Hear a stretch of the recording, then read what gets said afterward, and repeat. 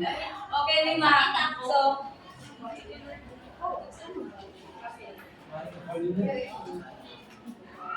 ngayon ay ating tatalakayin ang mga dapat natandaan sa paggawa ng aralin. Kayo naman ay may kaalaman na sa mga level ng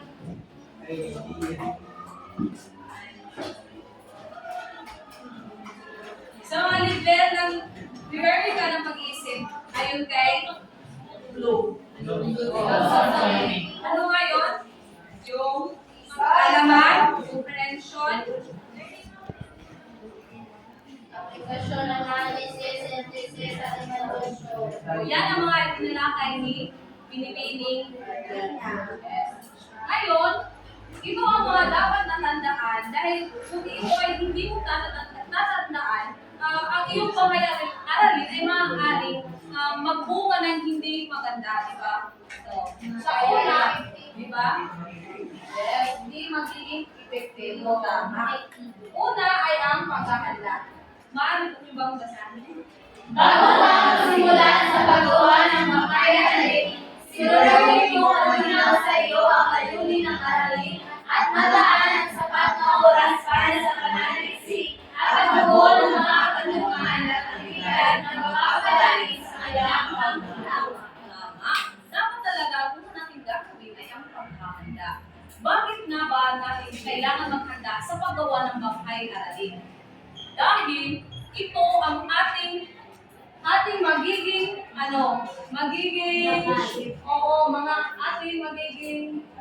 gabay sa paggawa ng ating aralin. Di ba? Dito natin, sa paghahanda natin, maituturo natin sa ating mga mag-aaral ang tamang konsepto ng pagtuturo. Di ba? Yes. Sa mga kasunod-sunod na. Sunod naman ay ang magtakda ng layunin. Dito, sa pagtakda ng layunin, ay dapat talaga na magtakda tayo ng layunin dahil dito nakabase ang ating mga aktibidad, diba? Pag sinabi nating layunin, ito ay ang objectives.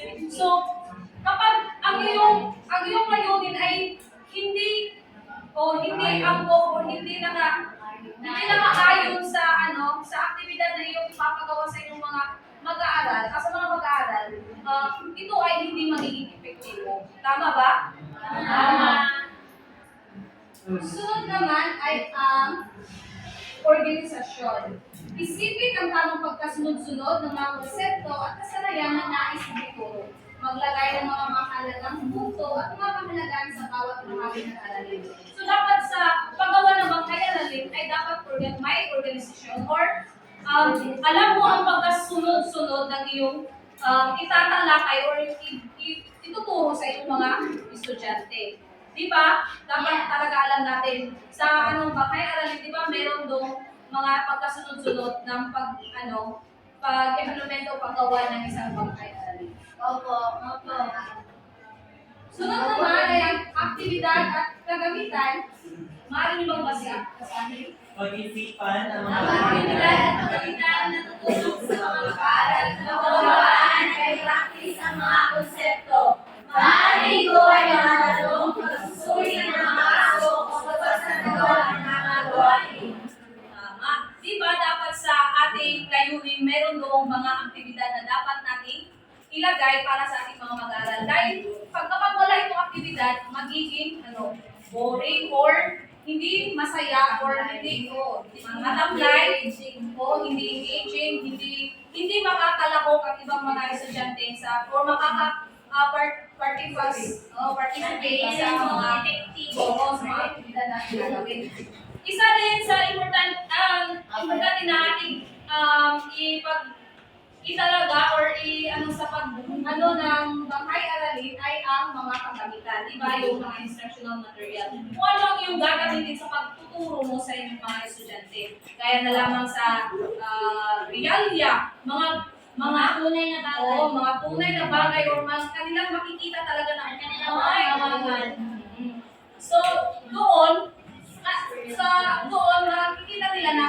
makikita nila ay ito pala talaga yung mga yung mga bagay na iyong ipinapakita sa kanila, di ba? Tapos, ang susunod naman ay ang pagtataya. Hindi dapat kalimutan ang pagtataya o pagsubok sa mga natutunan ng mga mag-aaral. Magtakda ng mga pagsusulit o ibang pang mga paraan ng pagtataya upang malaman mo ang kanilang pag-unawa at kausayan. So dapat talaga natin subukin ang kaalaman ng ating mga mag-aaral. So sa pagtataya, malalaman natin kung naintindihan ba talaga nila ang ating itinuro or discussion or evaluation din. Evaluation. Doon natin masusukat na ay ang mga estudyante pala natin ay may natutunan sa atin. So, nakasalalay rin sa pagtataya ang kaalaman ng ating mga estudyante, di ba? Tama? Sunod naman ay pagsasaayos ng oras. Maglaan ng sapat na oras para sa bawat bahagi ng aralin. Siguraduhin na ang mga aktibidad at pagsasagawa ay hindi masyadong mahaba o masyadong maikli. So sa pagsasaayos ng oras ay dapat alam mo ang iyong gagawin, alam mo ang iyong layunin, alam mo ang punto ng iyong isasagawa o ipapagawa sa iyong mga estudyante. So pagsasaayos ng oras ay dapat alam mo ang kakayahan o level ng kaalaman ng iyong mga estudyante. Hindi ka dapat magpapa-aktibidad or magbibigay ng mga pagtataya o mga gawain na hindi kayang gawin ng ating mga mag-aaral. Diba? Kasi magiging bunga ito ng komplikasyon sa kanila. O mahihirapan sila. Kaya kapag magbibigay ka ng mga aktibidad, dapat talaga yung kaya lang nila. Nakabase lang sa kanilang kaalaman or kakayahan. Dahil kapag hindi nila ito alam, maaaring tumagal or mas maaaring hindi maging effective or hindi sumakayon ng iyong aralin sa iyong pagtuturo. Tapos, dapat rin ay maglaan ka or magbigay ka ng tuntunin o mga regulasyon sa iyong mga estudyante. Diba? Kasi kapag hahayaan mo lang sila, ang gagawin nila is wala lang yung gagawin, diba? Kapag bibigyan mo sila ng tuntunin, maiisip nila na, ay, dapat talaga bilisan natin yung gano'n, mga 5 minutes yung magbigay ka ng regulasyon na dapat talaga na, susundin or halimbawa, 10 minuto lamang. So, dapat talaga mayroon kang pagbabasihan o kaya nga kapag gagawa tayo ng mga aktibidad, kailangan meron tayong rubrics. Kasi meron tayong pagbabasihan, pagbabatayan na dapat sundin. Oo, para talaga sakto or hindi sumobra ang ating oras. Kasi meron tayong mga nilalaan na oras or time bound sa ating banghay aralin, di ba? Sa paggagawa tayo ng banghay aralin, dapat mayroong time allotment. Meron talagang oras na nakalaan or oras na dapat na ating pagbabatayan. Naintindihan niyo pa? So ano nga ba yung mga dapat na tandaan sa paggawa ng banghay aralin?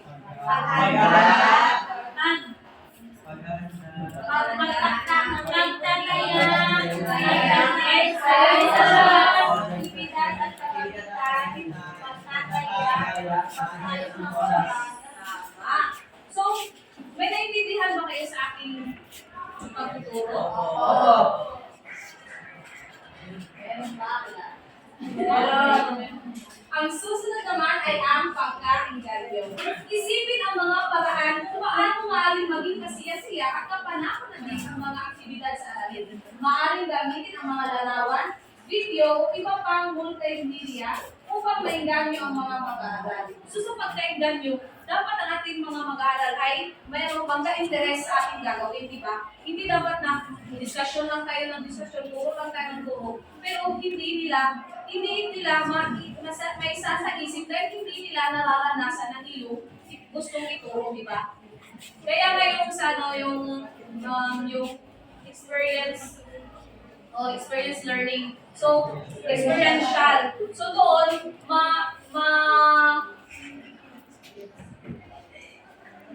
mararanasan nila kung ano ang kanilang mga dapat gawin o matutunan. So, pagsasama ng teknolohiya. Kung maaari, gamitin ang mga teknolohiya tulad ng mga online na magpagkukunan, mga educational app, o mga multimedia presentation upang mapalawak ang mga karanasan at pagkatuto ng mga mag-aaral. So, sa paggawa ng pang-aralin ay dapat na ano na tayo ng teknolohiya dahil ang ating mga estudyante ngayon ay nasa bagong generation, modern generation. So dapat tayo ay magtalaga na ng mga teknolohiya gaya na lamang ng mga app na maaari natin gamitin tulad na lamang ng QR code or Google Class, di ba? Google Class is sa atin yan. Pero sa elementary, ginagamit nila ang video call or yung Google Meet. Yan. Di ba sa sa SPED, ginagamit na nila yung Google Meet kasi kapag suspende ang mga klase ngayon kasi mainit. So doon sa SPED ay ginagamit nila ang multimedia na pagamitan, mga teknolohiya, mga posawan, doon. Sa iba, ang ginagawa nila is video lang. So, dapat talaga na isanay na natin ang ating mga mag-aaral na gumamit or makaranas ng mga bagong teknolohiya na dapat natin ituro sa kanila.